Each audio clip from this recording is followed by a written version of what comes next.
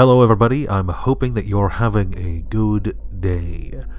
I am a man of my word, and my previous video on this subject did very well, and you guys clearly want more of this sort of content, so here we are with a follow-up video going over cards that could or perhaps should be legendary creatures.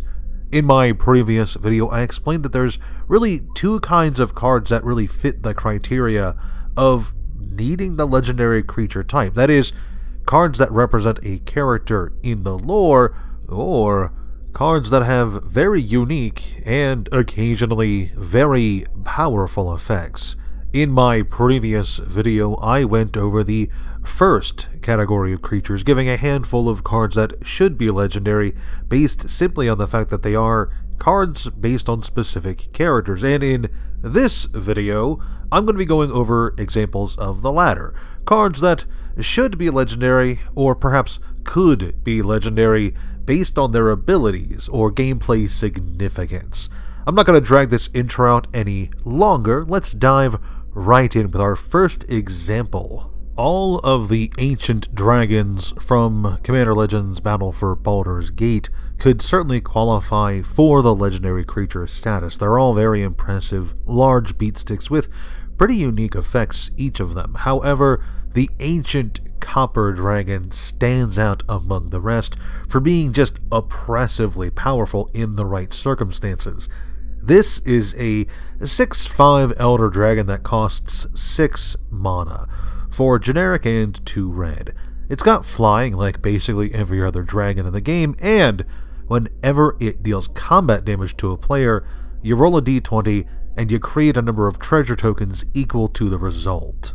The d20 mechanic is pretty unique to the D&D sets, and this dragon has perhaps the most powerful version of a d20 effect.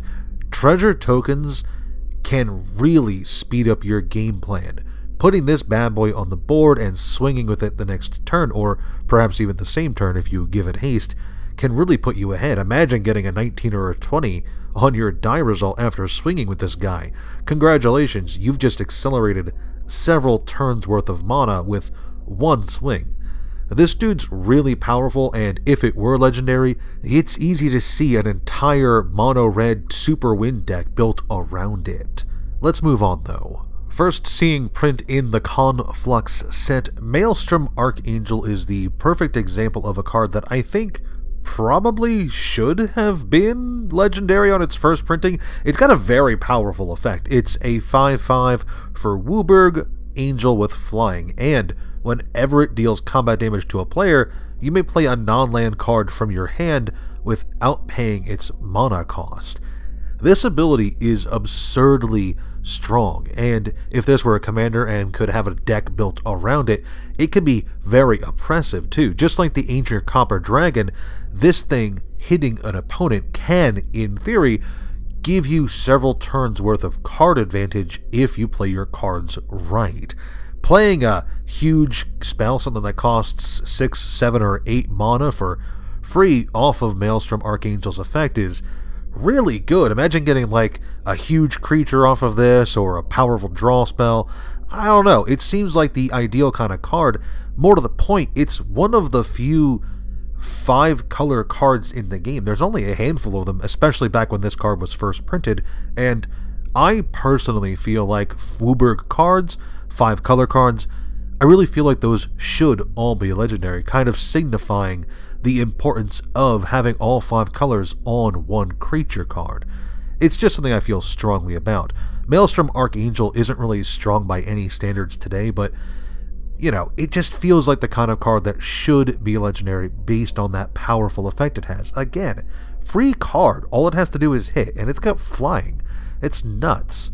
But you know, let's move on to something that I think everyone can agree should have been legendary on its first printing, the Hunt Master of the Fels card.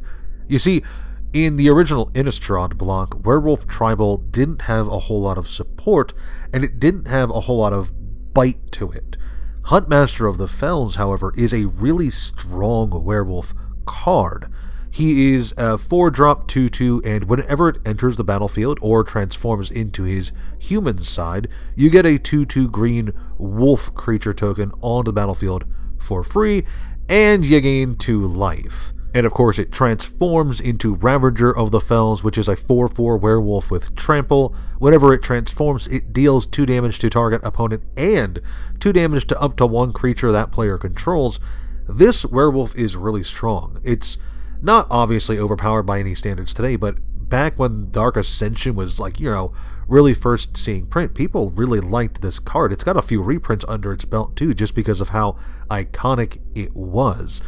And, it doesn't really have any kind of support for Werewolf Tribal. It doesn't boost your werewolves or anything, but both sides of this card are really solid. One creates tokens, and one puts a lot of threat damage on the board. It's a really strong card, and again, I think if this were a legendary, people would have been really happy running it in their werewolf decks.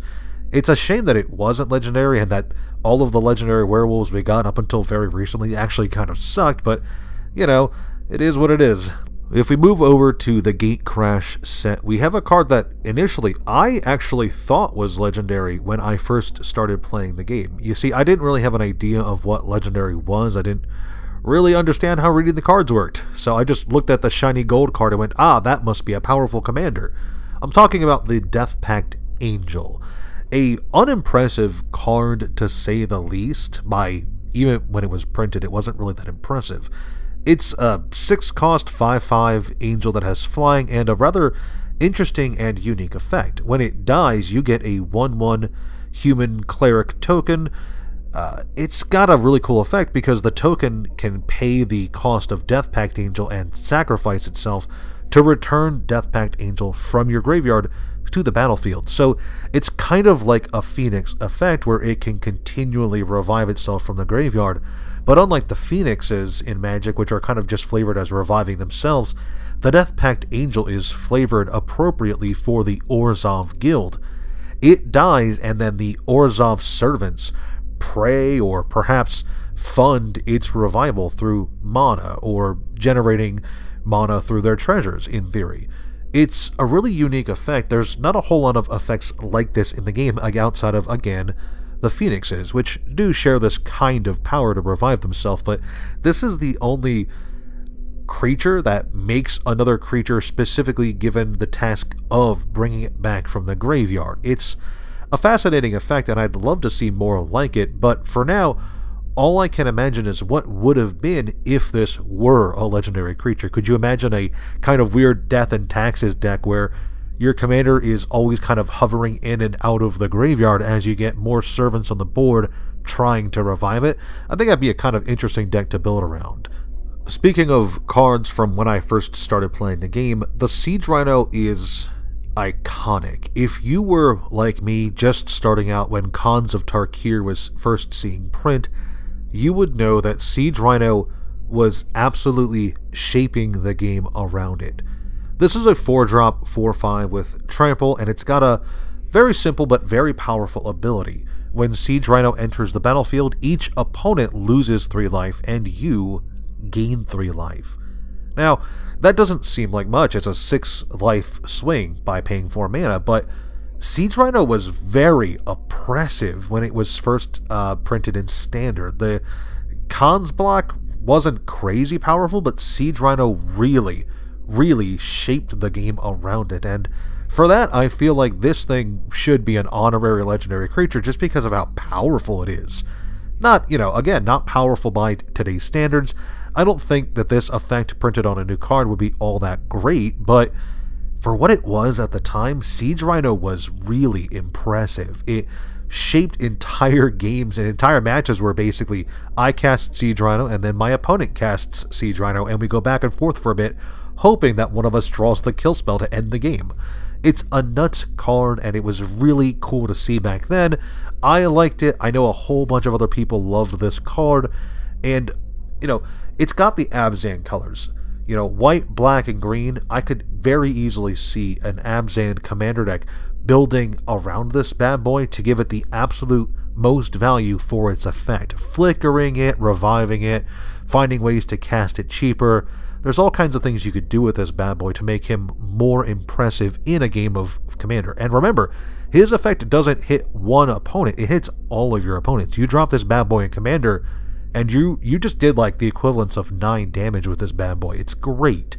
But I should stop gushing over Seed Rhino and perhaps move on. You know, if I told you that a card named Gaias Revenge was not a sorcery but a creature, would you actually believe me without seeing the card? Gaias Revenge is a 8/5 elemental that costs 7 mana. It can't be countered, it has haste, and it can't be the target of non-green spells or abilities from non-green sources. It's a big boy. It costs a lot of mana, sure, but again, it can't be countered, and it's coming in hard and fast because this thing can swing the moment it comes out. This thing was printed in M11. It's a very old card, but it's also a very big card. It's not too unique, I think, but that name, Gaia's Revenge, just sounds so absolutely hardcore. It doesn't even sound like a creature name, it sounds like a sorcery or an instant. Some kind of green wrath effect, perhaps. But yeah, this thing is just a big boy. I like it. The art's kind of weird. It looks like some kind of antler elk monstrosity with 4 arms, but it's just so cool looking. It's got a really cool name, it's got really cool art.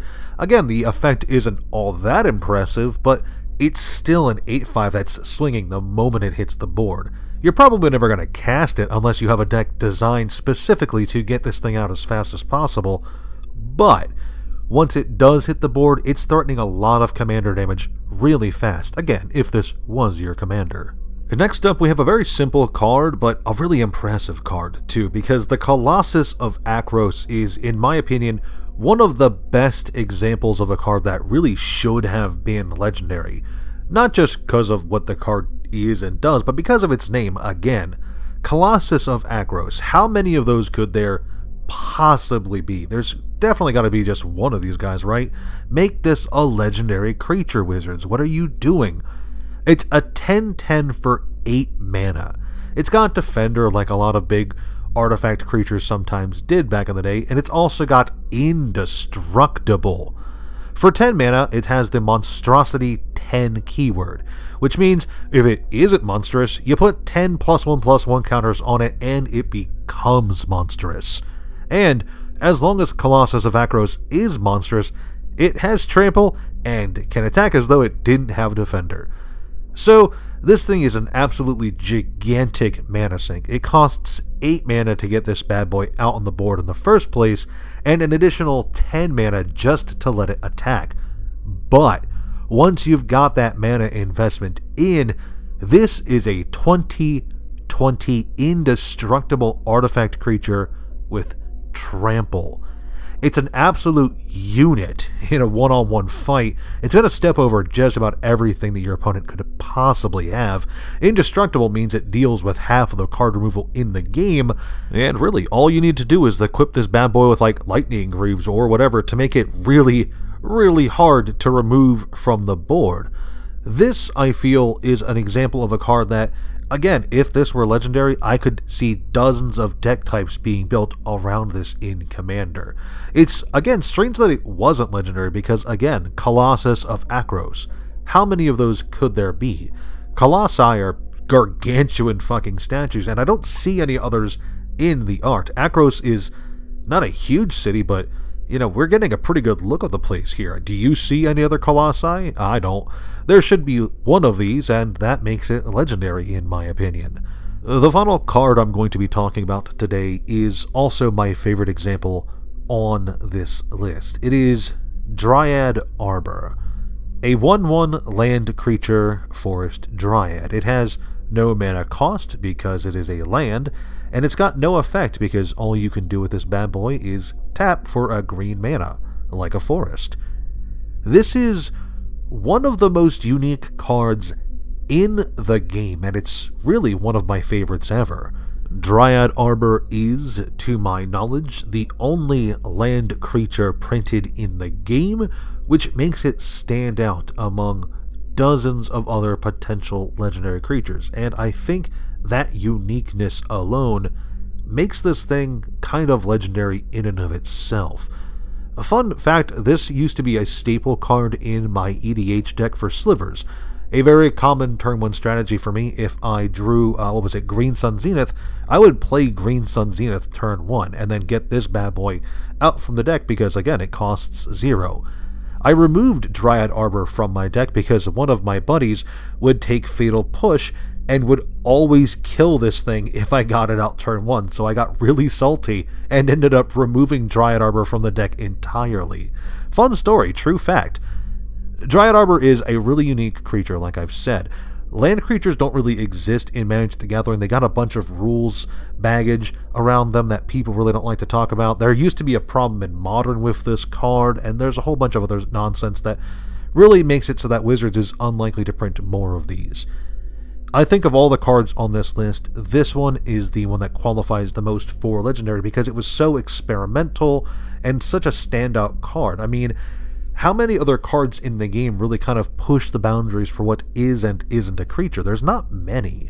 And for that reason, I think this should, or perhaps could, be a legendary creature. But what do you guys think? Did you enjoy the examples I gave here today? If so, let me know in the comment section below. If you want to see more videos like this one, I will do another one if this one, of course, proves popular enough. So share it around with your friends, leave a like, subscribe, all that good jazz. I will be going away now because I have a book I have to read.